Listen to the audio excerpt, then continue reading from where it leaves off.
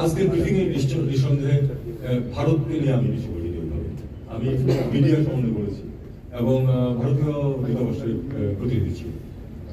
মাননীয় উপদেষ্টা এদিকে আজকে তো মিডিয়া নিয়ে কথা হচ্ছে, পাশাপাশি আমরা যেটা দেখেছি জেনেভা হিউম্যান রাইটস কাউন্সিলের যে আলোচনা, সেখানে কিন্তু এই যে ইন্ডিয়ান মিডিয়া বা অন্যান্য মিডিয়াতে যে জিনিসগুলো আসছে তার একটা রিফ্লেকশন দেখি।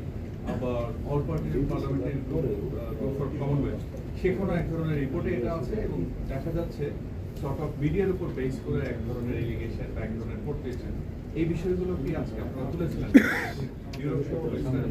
স্পেসিফিক্যালি এই বিষয়টা আমরা তুলিনি, এই বিষয়টা আমরা সংশ্লিষ্ট দেশের সাথে তুলব।